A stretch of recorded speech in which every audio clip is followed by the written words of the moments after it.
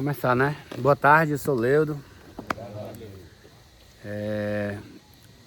Hoje nós vamos trazer aqui uma palavra, falar um pouco sobre o passo 5, mas na verdade falar um pouco no geral sobre a questão da humildade, sobre a questão do confessar, porque esse passo é um passo de confissão, né? A gente precisa confessar. Primeiro a gente escreve o nosso inventário e depois a gente confessa para outras pessoas. A palavra de Deus diz em Tiago 5,16 que confessem suas faltas uns aos outros e orem uns pelos outros, a fim de que vocês possam ser curados. Então, quando a gente confessa para Deus, a gente se arrepende, a gente é perdoado. A gente é perdoado, o perdão de Deus a gente tem. Só que para a gente ser curado, a gente precisa confessar uns pelos outros. Tanto é que na programação diz que a doença sai pela boca e o remédio vem pelo ouvir, porque a gente ouve os compartilhamentos dos outros e os outros vão trazendo o remédio, o alento. Às vezes você está tão mal, aí começa a escutar assim um monte de testemunho, um monte de compartilhamento e você começa a ver que a sua vida está boa. Às vezes você vê que sua vida está boa, você pensa que está ruim, tanto é que minha avó que dizia que você está achando sua vida ruim, vá visitar um hospital para você ver. Um hospital de câncer, um hospital. Então, vá visitar os hospitais, assim, aquele de acidentados, né? HGF. Então, tem muita coisa sinistra ali, né? A gente precisa entender e sermos gratos. Sermos gratos pelo aquilo que a gente tem, por aquilo que Deus vem fazendo na nossa vida. Se a gente chegou até aqui essa clínica, é porque a gente ainda tem mais uma chance.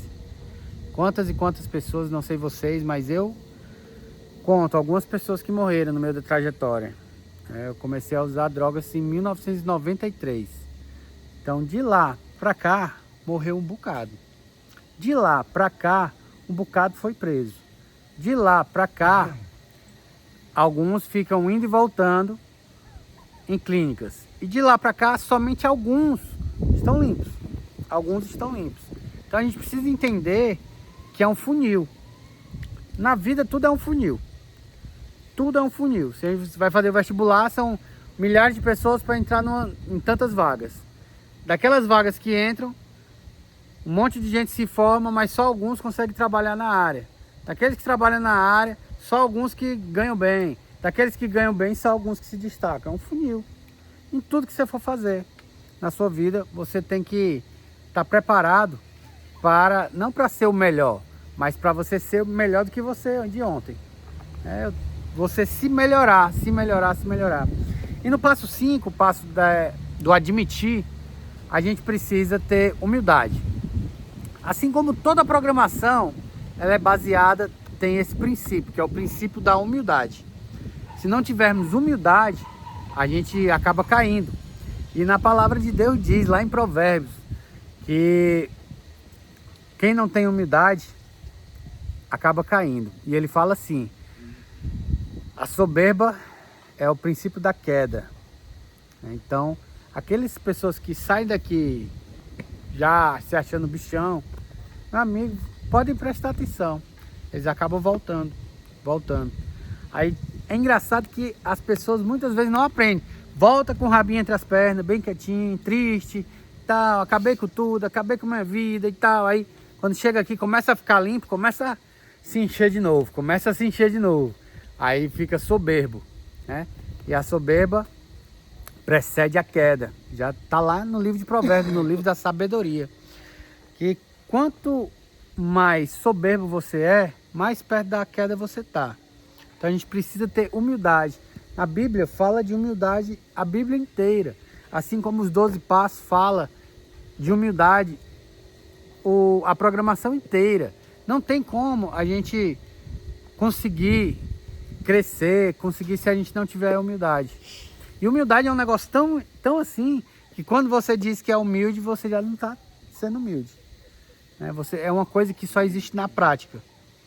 Se eu disser assim, eu sou humilde, eu já não estou sendo humilde, né? Então é um mistério aí que faz com que a gente pense e reflita na nossa vida, né? Humildade para aprender. Eu estava pensando aqui antes, né, sobre a questão da prosperidade e como que a gente pode crescer, né? Como que a gente pode prosperar? Tendo humildade para aprender. Humildade para aprender. Quando a pessoa diz que já sabe tudo, ou então a pessoa não vai para um determinado lugar porque ela acha que já sabe daquilo, ela não quer mais aprender, aí ali ela estagnou na vida.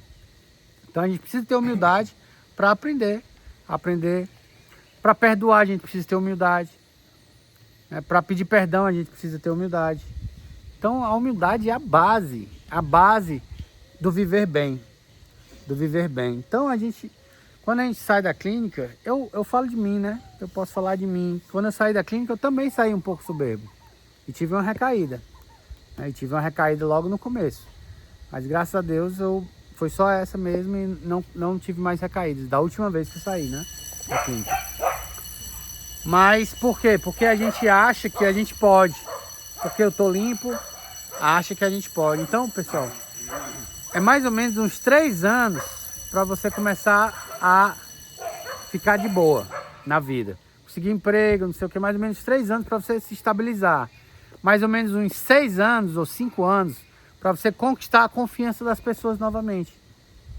Então, pelo menos foi assim comigo, né? Foi uns 5 anos para eu conquistar a confiança da minha família. Eu já falei aqui várias vezes, eu saí de casa e ninguém confiava. Tá? E a gente não tem que dar chilique por isso não, eles estão certos. A gente tem que se lembrar do tanto que a gente fez eles sofrer, a gente tem que se lembrar do tanto que merda que a gente fez na nossa vida. A gente tem que se lembrar. E se eles não estão confiando, tá certo. O que é que resta a mim? Eu vou ficar com raiva. Ah, tu não confia em mim, eu tô vendo que eu tô limpo e tal. E aí começa a fazer o quê? Tirar a humildade e dar lugar à soberba. E aí a queda está próxima. Então a gente precisa entender que a confiança, a gente vai precisar trabalhar ela durante uns 5 anos, pelo menos, para a gente começar a ter uma vida, vamos dizer assim, onde as pessoas possam confiar mais na gente, onde a gente possa falar uma coisa e as pessoas acreditarem. Não sei vocês, mas eu menti muito. Eu menti muito, menino. Eu menti muito. Eu precisava mentir o tempo todo, porque quando a gente mente, a gente precisa mentir de novo, né? Quando a pessoa pergunta, aí a gente fica mentindo. Para sustentar uma mentira, a gente precisa mentir não sei quantas vezes. E toda vida eu mentia para conseguir mais dinheiro, para ir para a favela. E quando eu acabava tudo, que eu ficava, né, na mó deprê, aí eu ficava coitadinho, aí eu ia lá, manipulava as pessoas para as pessoas da minha própria família acharem que eu sou um coitado. Na verdade não era, eu era um tremendo mentiroso e manipulador. Tremendo mentiroso e manipulador. Enquanto eu não reconhecer, olha só como é forte. Para eu reconhecer meus defeitos, eu preciso de humildade. Então, eu ia falar de outra coisa e a gente entrou na humildade, né? Porque é muito importante, pessoal. Sem humildade, a gente não fica limpo. Sem humildade, sem sinceridade. A sinceridade também é outro princípio. Como que eu vou ficar limpo se eu vou continuar mentindo? Então, são princípios que sustentam uma vida limpa, uma vida digna, uma vida feliz, né? Quando você não é honesto, você não tem honestidade, você não dorme tranquilo. Começa logo por aí. Você não dorme tranquilo. É melhor você falar a verdade e doa quem doer e tal, lógico, a gente precisa de uma forma de falar essa verdade, né? Mas é melhor dizer a verdade, ó, eu fui completamente desonesto, eu menti, tá aqui, eu quero mudar, mas eu tô lutando contra a minha desonestidade, eu preciso de ajuda e parará, do que a gente ficar mentindo, se enganando, né? Se enganando e dormir com a consciência pesada. No passo 5, diz assim: admitimos para Deus, para nós mesmos e para outro ser humano a natureza exata dos nossos erros. Então, quando a gente escreve o inventário lá no passo 4, no passo 5 a gente vai confessar, a gente vai colocar a luz, né? Porque o que não está à luz está onde? Nas trevas. Está no escuro, na escuridão. Tudo que está na treva é legalidade para o demônio, Satanás, espírito maligno, do jeito que você quiser chamar, para ele agir na nossa vida. Por quê? Porque está lá escuro, está escondido. Eu preciso confessar para eu me curar. Eu digo para as pessoas que pode pegar o código penal e jogar para cima. O que cair já aconteceu na minha vida. Né? Eu não tenho mais vergonha de dizer um monte de coisa que já aconteceu comigo. Eu já roubei, né? Eu já briguei e nessa briga a pessoa faleceu. Então eu já fiquei com a mulher que estava bêbada. Isso é estupro. Eu já fiz isso. Sabe? É difícil a gente confessar isso para outras pessoas. Eu já... O que mais? Já falsifiquei dinheiro. Sabe? Eu já menti. Isso é o que? Estupro? Eu já menti para Deus e o mundo para conseguir droga. Né? Então a gente precisa entender que o que a gente não fala fica escondido. Né? Fica escondido. E aquilo que fica escondido na nossa vida é uma legalidade para o demônio, porque Deus quer que a gente confesse para que a gente seja curado. A gente confessa para Deus e a gente é perdoado. A gente confessa assim para os outros, ó, e a gente é curado. Né? A gente é curado. Hoje eu vivi muitas coisas, né, na minha vida, mas depois de 12 anos eu ainda vejo que o tanto de coisa que eu preciso me melhorar. Em relação a pensamentos, porque a gente precisa entender que tudo vem do pensamento. Do pensamento você vai gerar um sentimento e do sentimento vai gerar uma ação. Se eu começo a pensar um monte de besteira, daqui a pouco eu estou sentindo aquilo que eu estou pensando. E daqui a pouco eu estou agindo conforme eu estou sentindo. Por isso é tão importante a gente cuidar do que a gente coloca para dentro através dos nossos sentidos. Tudo que a gente escuta, tudo que a gente vê. Né? Então, muito cuidado com filmes, né? Filmes que tem violência, sexo, droga, não sei o quê. Isso aí vai te influenciar. Talvez você diga assim, não, mas tem nada a ver, eu estou assistindo aqui, eu estou limpo. Mas isso vai te influenciar. Vai ficar na tua mente, no teu subconsciente, você está gravando. Né? Então, às vezes, dentro de um filme tem um gatilho. Pá. Às vezes você foi traído por uma namorada, por uma esposa. E por isso você teve uma grande recaída. E aí você está assistindo de boa aqui uma novela, aí tem uma traição lá. Aí tu se lembra. Aí tu pensou, teve o sentimento, e daqui a pouco aquele sentimento, se você alimentar, ele cresce e você já está fazendo besteira de novo. É muito importante a gente ter a humildade de entender tudo isso e entender que a gente precisa passar por esse momento, porque é a gente que fez a besteira, né? A gente precisa passar por esse momento de reviver tudo isso, mas no sentido de ressignificar, não no sentido de remoer, sabe? Tem gente que fica remoendo o passado, remoendo, guardando mágoa, guardando rancor, né? Guardando tristeza. E ou a pessoa está no passado. O que é o excesso de passado? É uma depressão. Você começa a ficar depressivo. Ah, na minha época era muito bom. Ah, na minha época era legal. Ou então você fica pensando lá no futuro. Como é que vai ser e tal, quando eu sair da clínica daqui a 3 meses. E começa a fazer planos e tal. Então ou você está no passado, que é a depressão, ou você está no futuro, que é a ansiedade.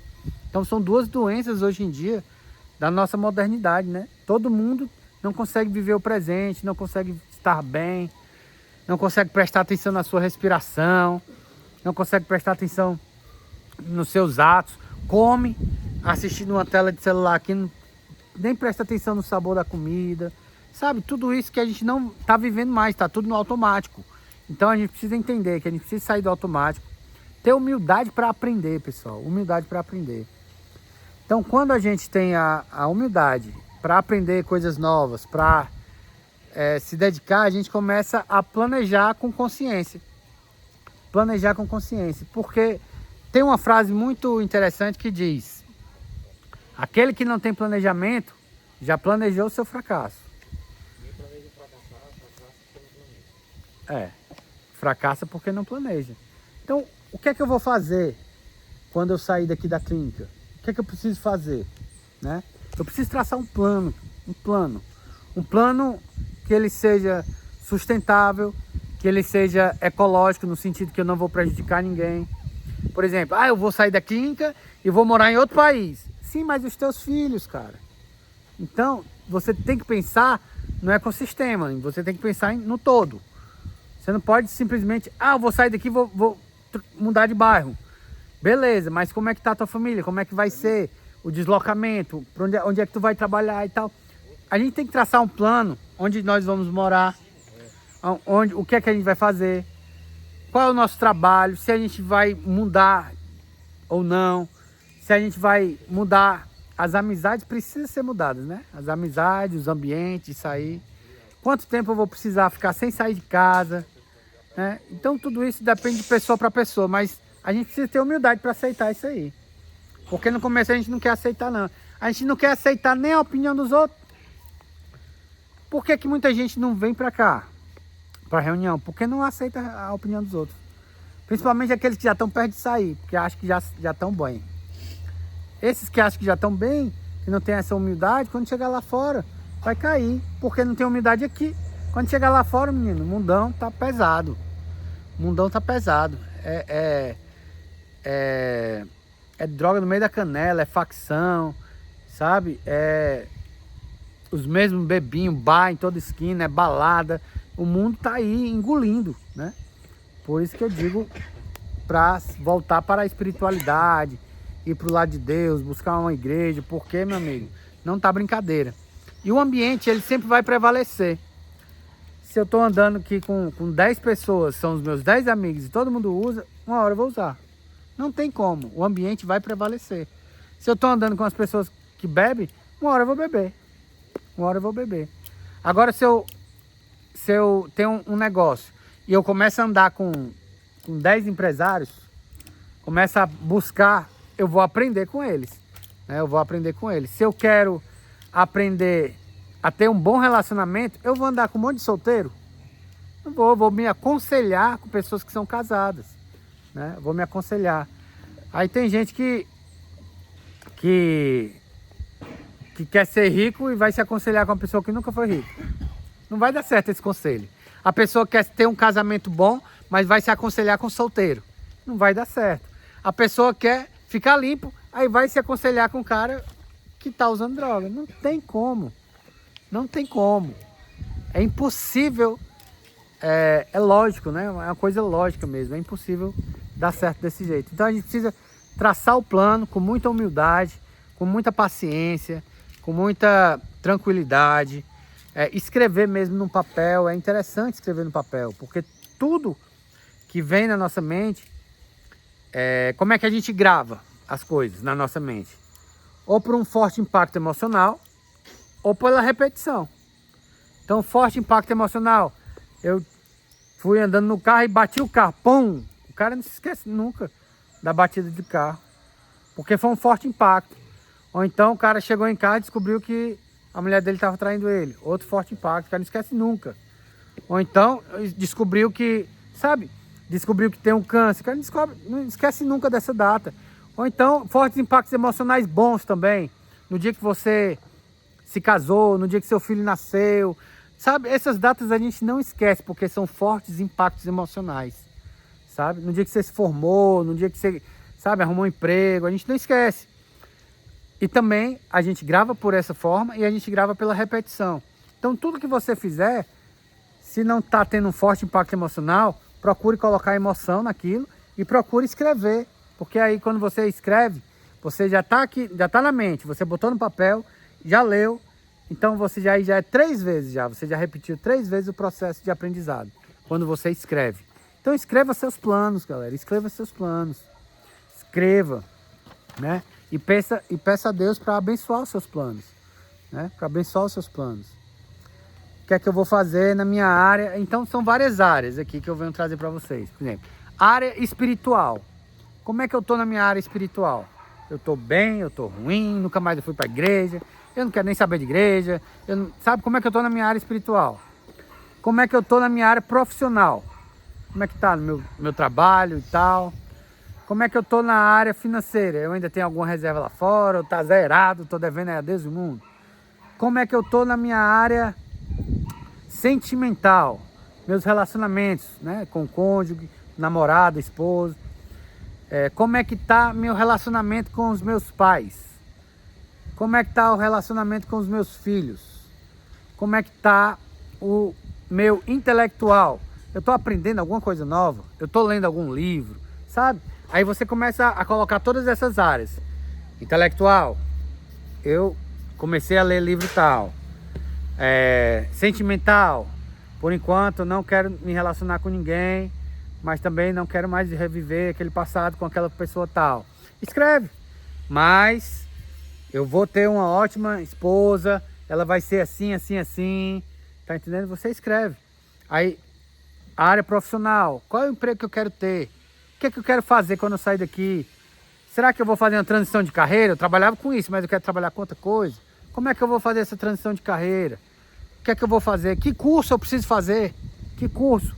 O que é que eu preciso fazer para me melhorar? E o cara coloca lá no papel. Sabe? Isso é um planejamento sistêmico. Que você vai colocar todo o sistema da sua vida. Como é que está o relacionamento com os meus filhos? Tá bom? Tá ruim? Eu já contei aqui que eu tenho um relacionamento que é meio assim com a minha filha. Eu conheci ela, ela já tinha 8 anos de idade. Então é um relacionamento difícil, mas que eu busco reconquistar, né? E eu vou conseguir. Mas como é que está o seu relacionamento com seu filho, seus filhos? Como é que está o relacionamento com seus pais? Será que já existe perdão? Será que existe mágoa? Sabe? E aí você, depois que você escreve tudo, o segundo passo é: como é que eu vou resolver isso? Como é que eu vou melhorar isso? Como é que eu vou melhorar meu intelectual? Como é que eu vou melhorar o meu espiritual? Como é que eu vou melhorar meus relacionamentos com esposa ou namorada, relacionamento com filho, relacionamento com os pais, relacionamentos, aí como é que eu vou melhorar no meu financeiro, o que é que eu vou precisar fazer para ganhar mais dinheiro, sabe? E aí você faz uma geralzona na sua vida. E aí daqui a um mês você olha lá de novo. Aí, vixe, meu irmão, isso aqui tá melhorando, isso aqui tá piorando, olha. Aí você sabe onde é que você precisa ter mais atenção. Porque senão ficar só aqui, ó, você esquece. Você esquece, tá pensando aqui no dia a dia e tal, pensando em outras coisas e você esquece. Então façam esse inventário, mas é um inventário só para você, da sua vida. Sabe? O que é que você precisa fazer para sua vida melhorar? Porque se você quer viver nesse ciclo, vai sair, vai usar de novo, vai voltar para a clínica. Vai sair, vai usar de novo, vai voltar. Uma hora a vela acaba. O cara começa a ter doença. Começa a ficar baqueado, né? Começa a aparecer bronquite, aparece não sei o quê, porque, pelo menos no meu caso, eu fumava de tudo. Eu fumava cigarro, fumava maconha, fumava crack, desculpa falar as substâncias. Fumava tudo, fumava mesclado, fumava tudo. O que aparecesse, meu filho, tava botando a fumaça pra dentro. Então, meu pulmão, meu amigo, foram anos e anos e anos, né? Usando essa substância. Pela glória de nosso Senhor, eu não peguei uma doença, mas podia ter pego. Né? Podia ter pego. Então a gente precisa estar muito atento a isso, né? Tá muito atento. Outros têm problemas psicológicos. Hoje eu até fiz um vídeo falando sobre a questão da paranoia. Tem gente que quando tá na paranoia volta, mas tem gente que não volta. E tem gente que fica indo e voltando, paranoias, né? Tem o que? Desenvolve uma síndrome do pânico, desenvolve uma bipolaridade, desenvolve várias coisas originadas de quê?